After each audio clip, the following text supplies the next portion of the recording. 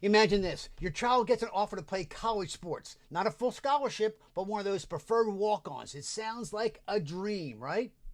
Well, it's a foot in the door. But here's the shocking truth. There is no such thing as a preferred walk-on in the official NCAA policy. This is not a real thing. For one family I know, this dream turned into a $200,000 nightmare that I want to share with you. Yes, you heard that right. $200,000.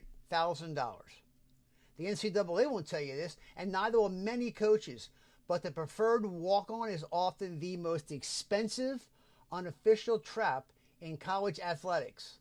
And if you're a high school parent, you need to hear this before you sign anything. So first, let me give you a myth and versus the reality. But hi, I'm Coach Mark Nolan, and I'm the author of the best-selling international book on college athletic scholarships, and the first book ever written back in 2021 to expose some of these issues. And for nearly 50 years, I trained over 4,000 athletes and their families, helping them obtain over $275 million in athletic scholarships. And I've seen firsthand how the system is rigged. Everyone talks about scholarships, NIL, and the transfer portal, but very few expose the silent, devastating cost of the preferred walk-on, a term that literally doesn't exist in the NCAA rulebook.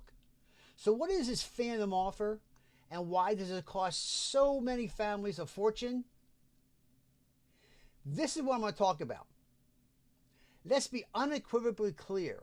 A preferred walk-on is an unofficial term created by coaches and perpetrated by the system. It means a coach wants you on their team, maybe.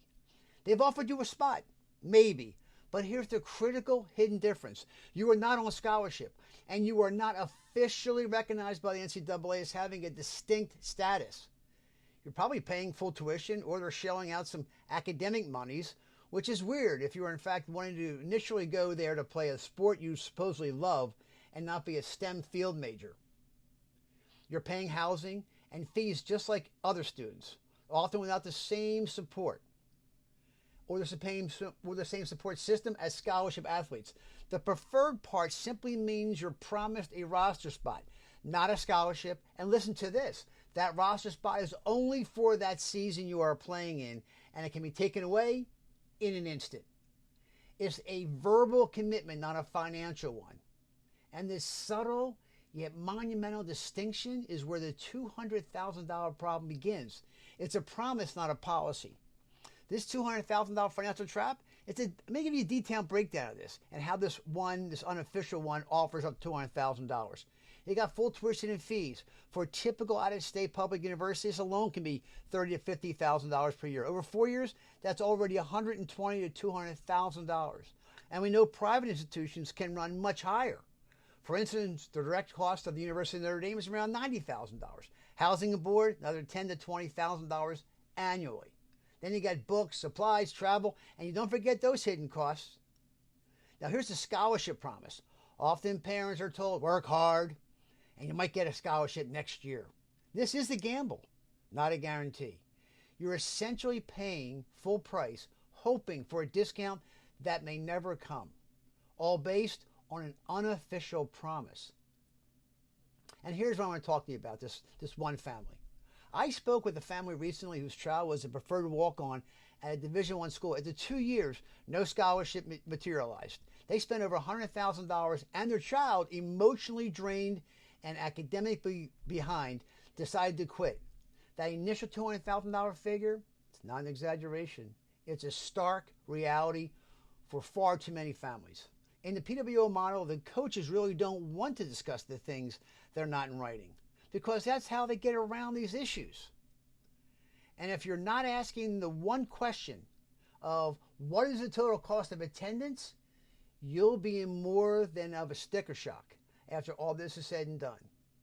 And then the next family just keeps right on coming along, and the next, and the next, and the next. Nothing changes. And yet this is another reason why when a candidate for PWO comes to a campus, they don't want the student to ask the current members of the team to be alone with them to ask about their financial situation.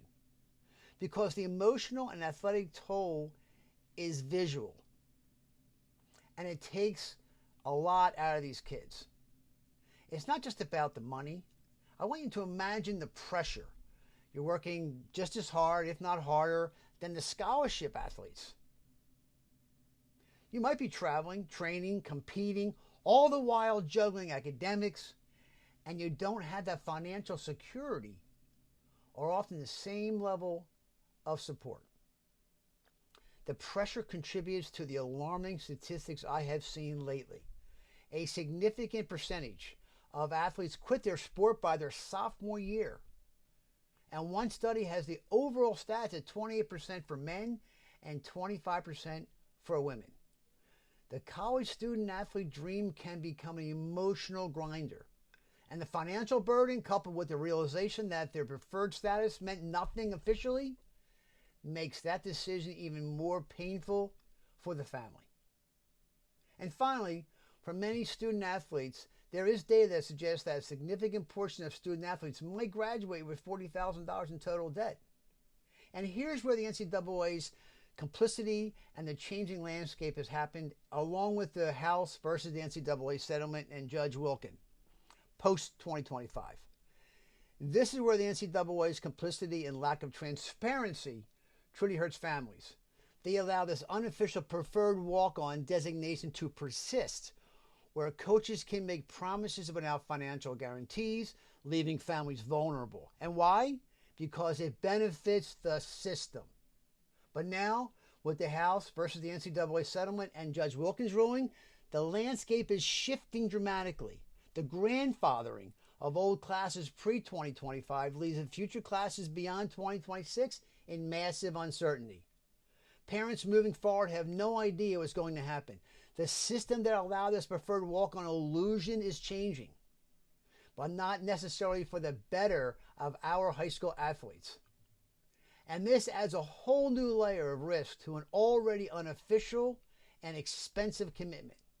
And let's not forget the social media illusion. High school kids who haven't received a sports scholarship often feel pressured to fake a signing day, just like those who received an actual scholarship.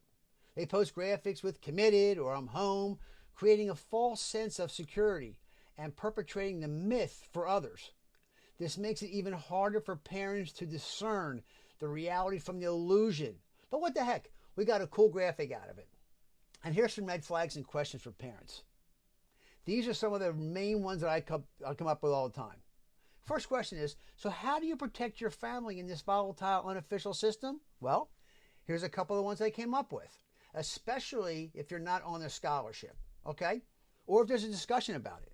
Is this a scholarship offer, or am I paying full tuition? You got to get everything in writing with specific amounts and within 48 hours upon leaving campus. If in fact it's the PWO, ask if they opted in on the House settlement, and if so, isn't there athletic monies available? Next, what is the coach's track record for turning non-scholarship athletes into scholarship athletes? Demand specific numbers if you can, not vague promises or cross-reference with your own research. Also, ask these kind of questions. What academic support is available specifically for non-scholarship athletes? What is the financial aid package beyond the athletic department? Often walk-ons do qualify for academic aid that coaches don't control, and I want you to pursue this aggressively.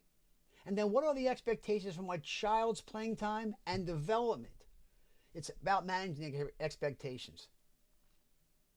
And you also have to look at the cost of attendance goes up. What's that going to be to them? Are they going to have to pay that additional money every year, or are they going to split it with you?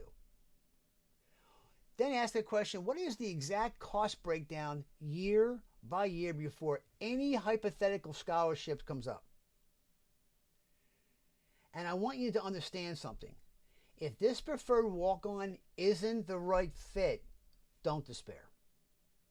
There are other, often more financially sound paths.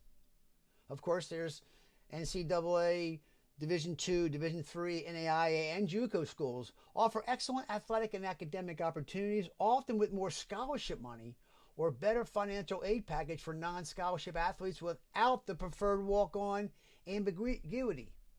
I want you to focus on the academics first. Pursue strong academic scholarships independently. Then walk on to a team with less financial pressure. Maybe take a gap year or a post-grad prep. Sometimes an extra year of development and careful financial planning can lead to a better, more concrete offers. You don't have to rush into an expensive, unofficial promise. Look, the world of college athletic recruiting is complex and often intentionally opaque. But with the right knowledge, you can navigate it successfully. So please don't let the illusion of a preferred walk-on become a $200,000 financial and emotional burden. Arm yourself with information. And if this video has helped you, please give it a like, share with other parents, and subscribe to my channel for more unfiltered truth about college athletic scholarships. And please tell me in the comments, what's the biggest misconception you've encountered about college athletic scholarships or offers? Let's keep this conversation going. Take care, everyone.